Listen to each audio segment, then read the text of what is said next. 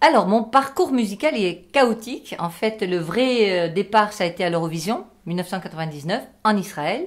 Et à ce moment-là, un producteur américain a trouvé que je ressemblais à Céline Dion, que j'avais la voix de Céline Dion, et il m'a fait venir à Las Vegas. J'ai fait un casting, et le soir même, je signais 5 ans pour jouer le rôle de Céline Dion. Et depuis, j'ai continué à le faire, mais voilà. À la base, je suis auteur-compositeur, et c'est pour cela que j'ai voulu concourir à Buzzland.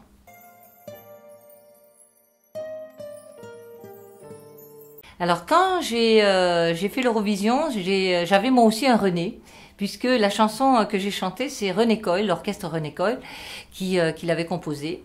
Et à ce moment-là, René m'a appelé, il m'a dit, écoute Naya, est-ce que l'Eurovision t'intéresse? Parce qu'on a une belle chanson, on aimerait bien que tu la défendes. Et quand je suis arrivée, que j'ai écouté à Carcassonne, donc l'Eurovision, enfin la chanson qui n'était pas encore nominée, hein, elle était juste écrite. Donc quand je l'ai écoutée, j'ai eu les larmes aux yeux, j'ai dit, écoute René, je défendrai la chanson comme tu veux. On a déposé. Et 2-3 semaines après, on a France 3 qui nous a téléphoné, qui nous a dit qu'on était sélectionnés. Voilà. Puis après la suite, bien sûr, c'est l'Olympia. Et à ce moment-là, là, t'es devant un jury incroyable, déjà dans une salle mythique. Et puis devant toi, tu as voilà, Richard Cochiante, Marie-Myriam, des grandes stars. Et voilà. Et puis c'est les Français qui ont voté. Par contre, je tiens à préciser que 80% des suffrages ont été pour cette chanson, parce qu'à l'époque, en 99, les suffrages étaient uniquement faits par le peuple. Alors, le choix du sosie, c'est pas moi qui l'ai fait. Comme je l'ai dit, à l'Eurovision, un producteur américain qui cherchait justement quelqu'un qui ressemble, depuis 2 ans et demi, il cherchait une francophone. Ils voulaient une francophone, ils m'ont expliqué. Ils m'ont dit, voilà, ça fait 2 ans et demi qu'on cherchait, et on a trouvé que vous aviez à la fois le physique et la voix, et c'est ce qu'on voulait à tout prix. Donc moi j'ai starté le truc, j'ai commencé. Puis après, bon, je suis partie, je suis pas restée trop. Les 5 ans, je les ai pas fait.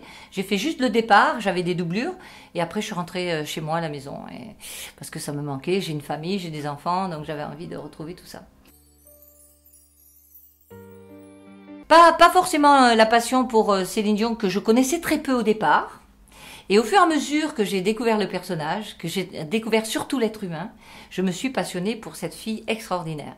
Et je comprends mieux maintenant son succès et l'amour que lui portent ses fans, qui eux-mêmes aussi, finalement, viennent vers moi et me disent, ben voilà, on te connaît à travers Céline et maintenant on a envie de te connaître à toi parce que voilà, le travail que je fais leur plaît et ils me surveillent, ils me conseillent, ils me donnent des idées et ils me permettent de m'améliorer. Donc merci aux fans.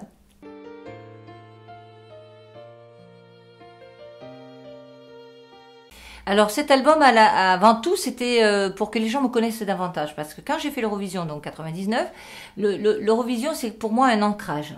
C'est vraiment là où j'ai commencé à connaître un petit peu ce métier, où j'ai fait sérieusement ce métier, parce qu'avant, je n'ai pas fait que ça. J'ai toujours chanté, mais avant, j'étais commerciale, j'étais dans le management, j'ai fait beaucoup de choses, donc, et dans la communication. Donc, en fait, au fur et à mesure, j'ai découvert ce métier de près, je me suis prise au sérieux, j'ai travaillé fort, surtout pour Céline, parce qu'on connaît la voix de Céline et les notes exceptionnelles, donc il fallait que je sois à la hauteur. Donc, je me suis axée davantage sur qui j'étais, comment je voyais le monde, à travers les fans aussi, les rencontres que je faisais. J'avais envie de leur parler, de leur dire, écoutez, j'ai écrit une chanson là-dessus. Quand vous verrez sur mon album, il y en a une qui parle de ce thème-là.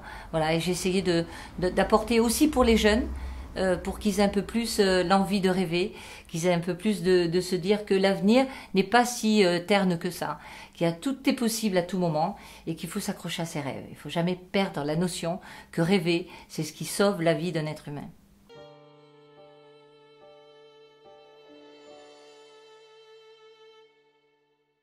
Alors, Ils n'auront jamais mon âme est une chanson clé pour moi, mais ça c'est personnel. Et aussi pour mes fans qui m'ont connue à l'époque de l'Eurovision, parce qu'à ce moment-là, il y a eu des choses qui se sont dites à mon sujet. Beaucoup de médias enfin surtout les médias, ça a commencé par chez moi, à Perpignan, et puis les autres médias ont relayé, mais pas tous, hein, quelques médias. Voilà, on dit, il y a eu une discrimination qui a été faite sur ma vie privée, qui fait que à un moment donné, quand tu as une forte pression comme ça, que tous les jours tu as des gens qui te menacent de mort, tous les jours on te dit, on t'interdit d'aller à l'Eurovision. Enfin, il y a beaucoup de choses, des gens pourront voir sur Wikipédia une partie, etc. Mais ce qui m'a fait le plus de peine, c'est surtout pour mes enfants, pour ma famille, mes amis et mes fans. les gens qui me suivent, qui m'ont toujours aimé. Et j'ai trouvé ça catastrophique et en même temps très peinant. Donc j'ai fait une dépression aussi. Et donc, il y a des choses comme ça qui font que dans la vie, tu te relèves et tu te sens à égal avec les autres. Et ça franchement, je remercierai tous ces gens qui ont voulu essayer de me détruire.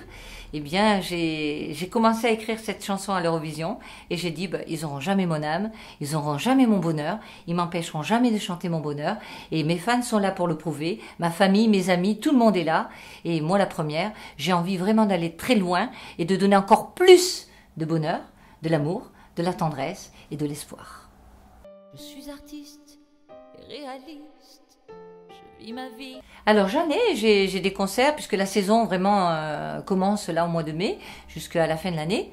Et donc les gens peuvent aller sur mon site, donc naya-célinedion.fr et même naya.fr où ils peuvent voir les dates de concert et je les accueillerai avec grand plaisir. Ça me fera plaisir de voir tous ceux qui ont voté aussi pour moi parce que si je suis là aujourd'hui à Buzzland, c'est grâce à tous ces gens-là, à ma famille, à mes enfants, à tous ceux qui m'ont soutenu. Voilà. Comme un défi, parfois on a brisé mes ailes. Bien sûr, j'ai justement grâce à Buzzland et surtout grâce à mes fans qui m'ont élu et qui ont fait que je suis là aujourd'hui, j'ai une nouvelle chanson qui s'appelle Au fond des yeux.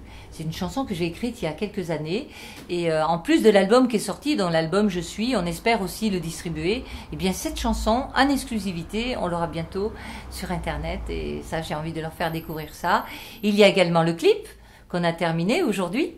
Et que j'espère, on a hâte de le voir parce que on m'a annoncé qu'il y avait à peu près 3 semaines, 1 mois de montage. Bon, c'est normal parce qu'on veut faire vraiment un beau clip et je tiens à remercier Buzzland d'avoir mis tous les moyens à disposition et de m'avoir gâté, de m'avoir accueilli.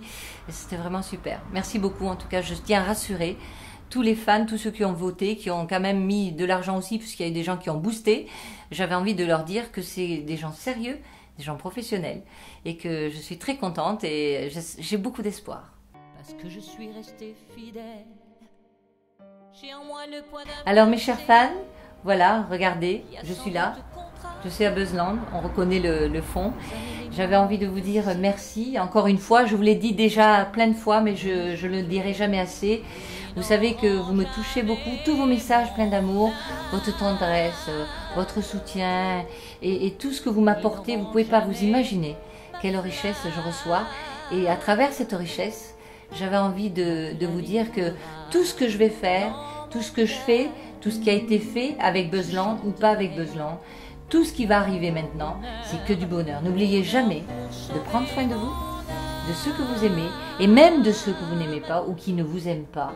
Parce que je pense que c'est ça qui va faire le changement, c'est que l'amour doit toujours gagner à la fin. Donc on est prêt? En tout cas, je vous embrasse bien fort. Je vous dis à bientôt. Venez me voir, j'ai hâte de vous voir. Merci beaucoup.